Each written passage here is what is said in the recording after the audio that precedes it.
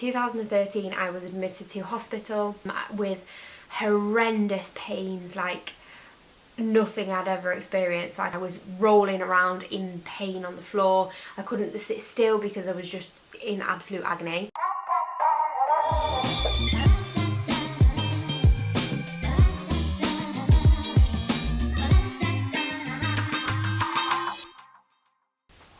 So excuse the hair, I do not understand what's going on with this.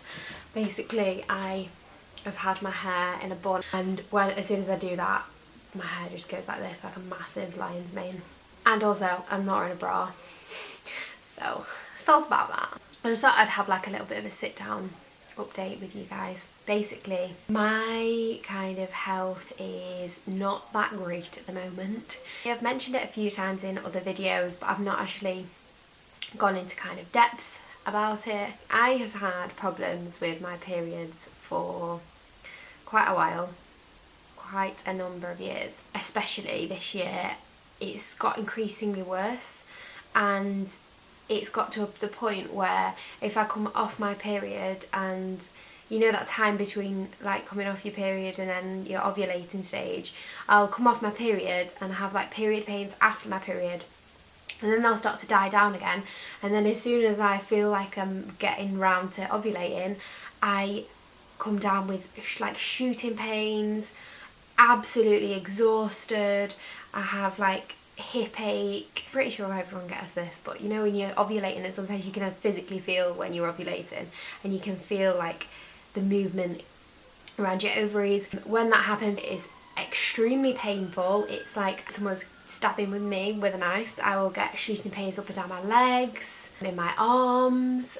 I've had like pain in my legs, and then like it'll be specific to one leg, and then my whole leg will feel like it's dead and really heavy, and it's just completely having like a massive effect on my life at the moment. One day I'm completely fine, another day I'm like exhausted and can't really do much. If I overdo it, then I get really exhausted.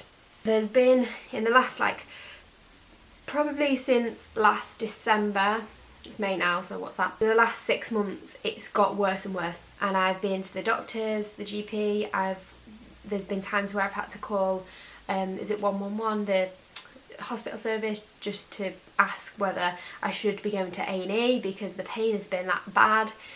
Sometimes I'll get this really weird sensation, like I can feel something leaking inside me, like not as in my period, further up, like as in near my ovaries and like higher up in my pelvis.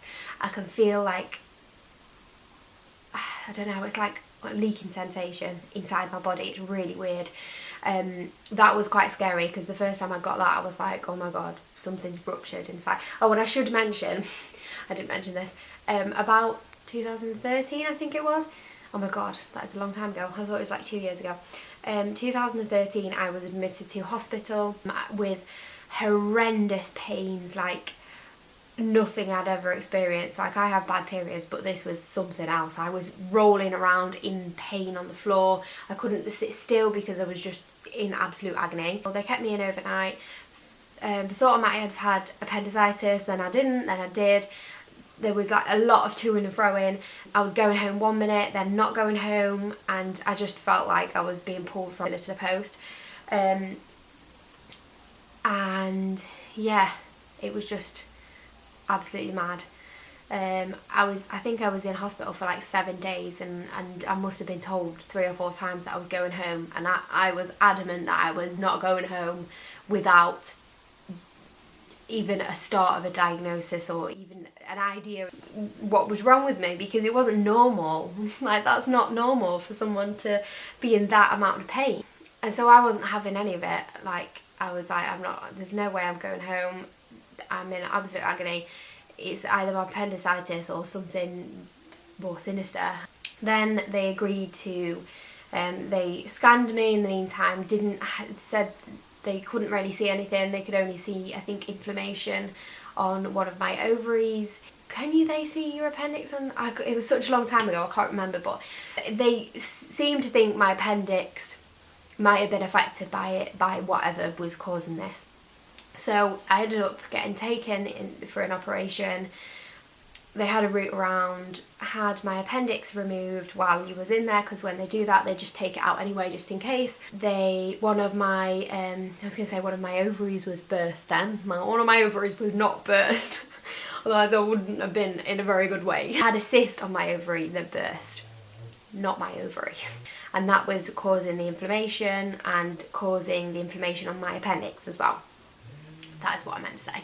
When I was in hospital, they categorically said, you haven't got endometriosis. Because in my head, I was like, my auntie's got endometriosis, my cousin has, and my great nan has got it. So it's in my family. So I was feeling like, what if I've got endometriosis? Like, you know, all the things that go through your head, especially when it's to do with your female reproductive. I feel like I'm going to get upset in a minute. When it is to do with your female reproductive area, obviously it worries you slightly. It worries you. But they said to me, I categorically did not have endometriosis. Oh, and by the way, because there was a lot of to-ing and fro-ing, when I came out my operation, I went for a little walk around the hospital as soon as I could, was like able to, with my dad, and one of the really high up consultants who said to me that I was okay to go home a few days before, I came and apologised to me, because she knew, she was like, we're really sorry, like that shouldn't have happened, you shouldn't have been told that you was going home. Which was obviously nice that she'd addressed it, but still it's quite scary to think that what would have happened if I had just been like, okay, yeah, send me home, and not been determined and knowing my own body and like expressing how I felt, kind of thing. Which a lot of people don't do, and they aren't able to do that. Obviously when I came out of hospital, I was like struggled to walk for a little while. I had time off work. I was working in TV at the time, so I felt very pressured to go back into work, which I probably shouldn't have done, but I did. Then I felt like everything was not back to normal. I still had really bad periods, but it was on and off, like it was on and off. Last year, it might have been September, was it September? Because when I came off holiday, I started bleeding in between my two periods. Like I started having mid-cycle bleeding, and I've never had that before, and I was like, this is weird. I'm 24 now. You kind of, by 24 you've got like an established pattern, and you start to get to know your body better, don't you? I ended up going to the doctors in November, I think it was. My recent GP appointment in last year, basically my GP took on board everything that I'd said. She examined me, sent me on my way. There was quite a few GP appointments before getting to the stage where she was like, okay, I think you might have endometriosis. There was quite a few back and forth, me going, and I must have been to the GP at least 5 or 6 times this year. And in the meantime of all of this, I had to keep going back for stronger painkillers, because the pain was getting unbearable and it was affecting my work. I had to like take time off work for doctor appointments.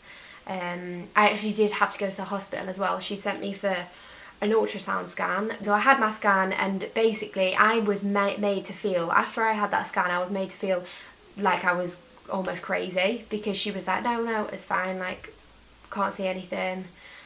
Ovaries are absolutely fine. And as soon as I came out of that scan, I was just like, am I going crazy? What is wrong with me? Like, this has been going on for years. Is this all just in my head? Like, I had numerous conversations with my boyfriend about it. It was very, I don't know, it was quite draining. Then I had a follow-up appointment with the same GP, and she went through the report of the ultrasound and told me the exact opposite. And I was like, man, come on, please, is there no consistency? I'm sorry if I sound really moody. I've just been like on painkillers for the last couple of days, and I just feel a bit like, meh. My GP basically told me the opposite. She was like, you can see fluid out of your endometrium. Is it called an endometrium sac or something? I don't know. It's like I really need to be better at science. But basically she said there was fluid, so that seemed to suggest something was going on. So she was going to refer me to gynecology. So bear in mind that I had my first GP appointment in last November, and now it's May, and I have got my gynecology appointment on the 23rd of May. So we'll see what happens after that. I have literally been keeping a diary, and this is one piece of advice I would give anyone. If you think that something's abnormal, or you think your pattern's changed or anything, I would advise to keep a diary. I've been keeping a diary of my pain patterns and anything else that I think might be linked to it in my notes on my phone, and I've been keeping that since last December. I think I started it, so December to May I've got like a whole diary of all my symptoms that I'm going to be able to show to my gynecologist that I see in May. My mum's going to come. She doesn't live in Manchester, she lives in Nottinghamshire, because you always need your mum, don't you? So I'll keep you updated if you're interested. I don't know if this has like been interesting or helpful in any way. I hope it has been a little bit helpful, because I didn't know anything. Even though I had endometriosis in my family, I actually didn't know anything about it, like, which sounds really bad, but it is difficult. Like, people don't always want to like disclose everything with what they're going through and stuff. And I knew my cousin had, like, she had to have part of her bowel removed. It was quite serious, and I knew everything about that, but I didn't know like the science behind the illness or anything. If you've got any questions about my illness, leave them below. And if you've got any advice, if you've been through a similar thing, or if you've got any advice for me, please comment below, or like follow me on social media and we can have like a chat privately, because that would be appreciated as well. I'm gonna sign off the vlog here, and I will see you in my next video. Bye!